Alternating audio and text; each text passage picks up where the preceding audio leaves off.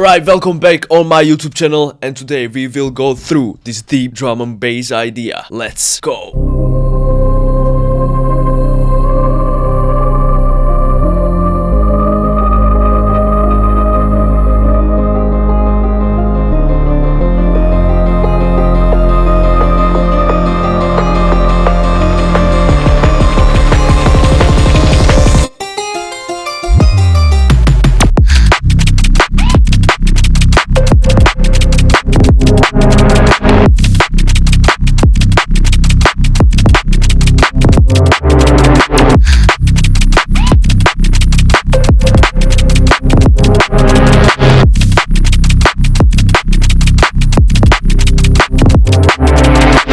Alright, so first of all, this is a really deep drum bass track, right? So first of all, yeah, let's appreciate the biceps going on. God fucking damn.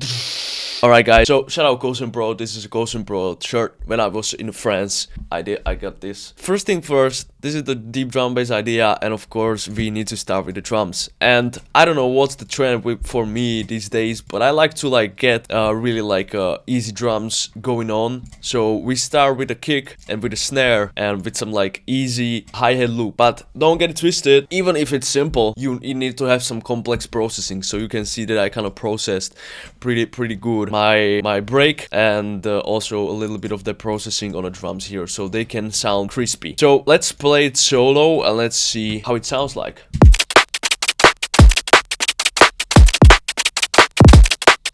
You need to also include sidechain, so the kick and snare can go through the break, right? So let's see what's going on with the break, so we can understand. You can see there's some heavy processing here. So this is the original break that I used. And it sounds pretty nice, right? It sounds organic, it sounds kind of like a full break, what you want in a track. Since this is kind of like the minimalistic style of a track, I wanted to make it a little bit more lo-fi, a little bit more distorted, a little bit more interesting. So first thing first, I kind of went down with the EQ, with the high end. So straight away I got this kind of a feel of alto filter on my break. And then one thing which is pretty amazing and insane, it's not that high, but you know, it's just a good to use on the breaks, is kind of like a gate. So gate is the thing that you can set up which tones will go through. A little bit more isolated. So if you want to cut some room in your breaks or in any sample, so you want to play a sound and then straight cut it. So there is, for example, reverb, or you want to isolate vocals or anything. This gate, this settings here, threshold, return, attack, and hold, is gonna be the main things you can play with. I just put this gate just for sake, isolating the break a little bit, and then I put a redux. It's like from a bit crushed kind of a processed vinyl distortion. And yeah, as I said in the previous videos, distortion is a game changer in music production, in modern music production. And I'm using a lot of this distortion, so redux is kind of a setting that I wanted to put here. Then I got rid of the low end, so you know the kick and snare can go through the break as much as possible. And then this glue compressor settings, so it's just more bouncy, so it got that rhythm, right? So that's the break, honestly. That's the break, that's the magic of the break. Super simple, super easy. And then I did a layering of my snare. The snare works pretty easy because it's just a snare layer with the rim shot. So the rim shot, it's kind of on the sides, and the snare is kind of in the middle. And I also did with the high end, you can have really crispy snare, but with the rim, when I combine the snare with the rim, it just got a full vibe to the snare, right? So it's kind of lo-fi, and you want kind of organic. When you want kind of organic sounds and your snares, then you can kind of play with the high end. This is the really thing that I use for lo-fi tracks. And when I want my tracks to punch and impact as much as possible, well then you need to sacrifice the high end for them, right? And then for a kick, I just did a little bit of that processing with the EQ, boost that low frequency, played with the glue compressor. You can see that I don't have an attack and I have a lot of release. That means that the kick is going to be it's not going to be too sharp, but it's going to be more smoother, so it will go really well with the drums, right? So complex drums, well, I like the rhythm and it works pretty nice. Let's get back to the basses. Let's get to the basses. So honestly, like the bass that I use is just from a splice, and I just like kind of play with the, so like the woo. And then I kind of like just copied the same style, like the same groove over and over, right? So you can hear there is a click. You can hear there is a click for the Reese bass, right? But what you want is that the click you can get rid of with the LFO tool, right? With the sidechain. So sometimes you can like adjust the Reese bass like this, so there is like no click. I can do that. Like, this is like the most worst enemy when you working with the Reese basses and with the samples. Basically with the splice and with the Ableton, is that you will have a lot of clicks, a lot of this kind of like things, artifacts that you don't want in your tracks, right? So you need to like kind of get rid of them by LFO tool, sidechain, doing it manually, right? So it's just up to you. I like to use sidechain for that because I'm kind of lazy guy, right? I'm playing with the efficiency, right? So this is the Reese bass, and I got sacrificed a little bit of that high-end boost, like the bass frequency, and used erosion, so it's just kind of like more smoother. There's the white noise. Then the magic is kind of this A.way synth that kind of creates the Sleepnet Skrillex kind of a style and a feel for the track. So yeah, before we get to the synth, my Masterclass 2025 for producers who want to get from zero to independent artists. It's basically just like more of these breakdowns and more of my mindsets and how I operate in this music industry. So if you are, if you like these breakdowns and you like me, I really recommend the first link into the description. Can really help you to scale up your music production. So the synth, that's actually from Arturia A.way, and I kind of find this Gaufage preset, and straight away I was like, alright, damn, like that sounds pretty nice. So I did this thing with it, which I kind of like put two notes that works together. So the root note is C minor. For this track it's the C minor, right, or C2, and I used like a root note C2 and then two notes under that, right? So it's create like, right? So it's kind of creates this feel of a nice melody, right? And then what you want to do is that I put OTT saturator. So the saturator is kind of automating the distortion of the lead. Then a lot of reverb, because without the reverb it's kind of boring.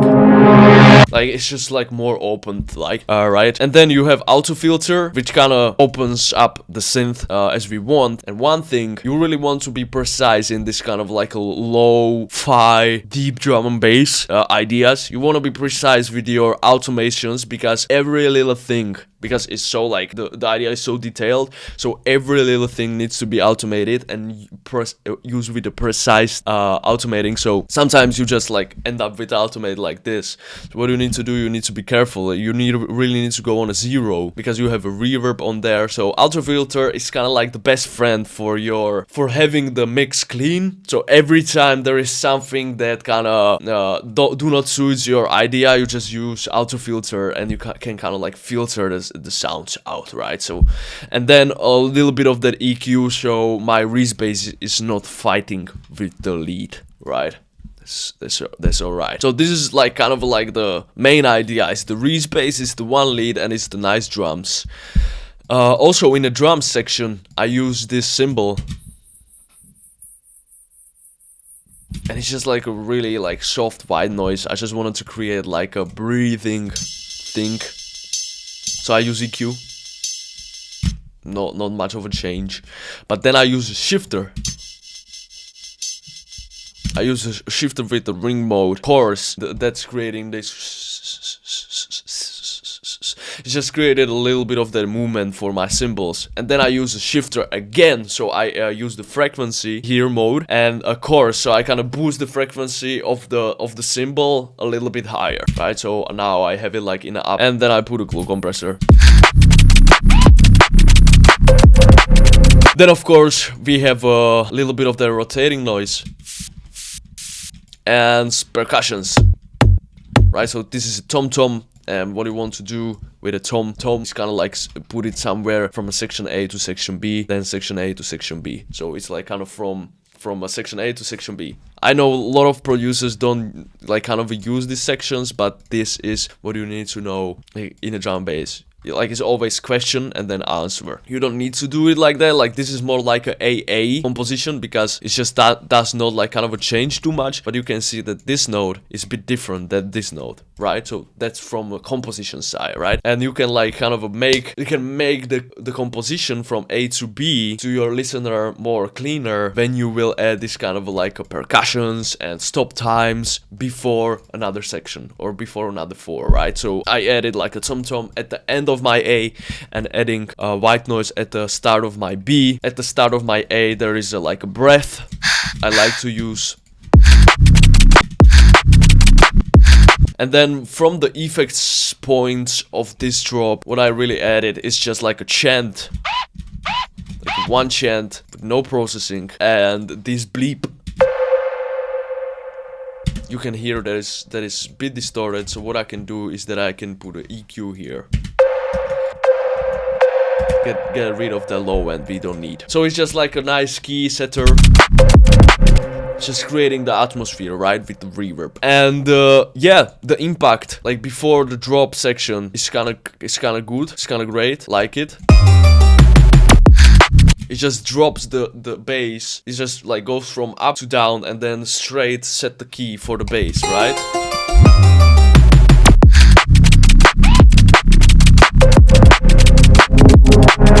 Only thing as a start of a song, again, just a little bit of that white noise and you know, riser, and I use this Reese bass to set the key for my track, right? So it's just like a Reese bass from a C room, one wavetable, oscillator A is -3 with the sub bass, and then oscillator B is on 1, so it's creating like kind of like a middle frequency thing.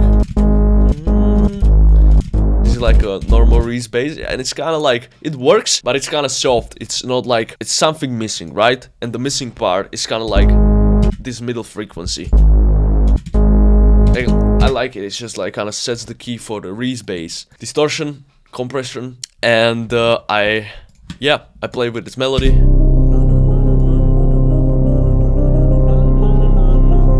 Honestly, for me, in my kind of like senses and how I produce the music, I always start with some melody, then I do this Reese bass, then I add some vocals, and I kind of like set up this little build up, and then straight from that build up, I did like a little pre-drop thing, right? So I played the piano solo.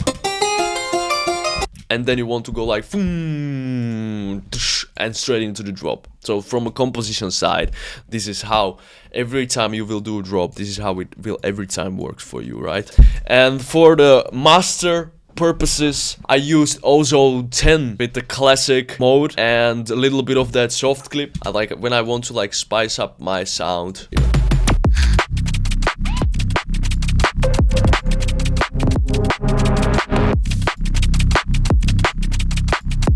Like, it's just kind of like get the track and compress it more and like clip it more, so it's like more distorted, so you have like little bit of that crispiness on the top of your songs. And this is actually my mastering. I got a call with my student recently, I don't know, 2 days ago, and he was like, damn, like I got a template. Every time I was starting my template, I got my like settings on a -15, and then every sound I was kind of like trying to head into the 0. It was, and I was showing him my project, and he was like, you have these settings on a 0. And I was like, yeah, I have them on a 0. Like, that's my default. Like, I always start with a blank project. And straight away, he started to like go on a 0 and play with the sounds here, so you can like kind of like change settings and levels here. And straight away, his mixes and everything that he's producing is now on the right loudness. So that's like kind of like a tip for maybe starting producers or producers who has a problem with the mix and master,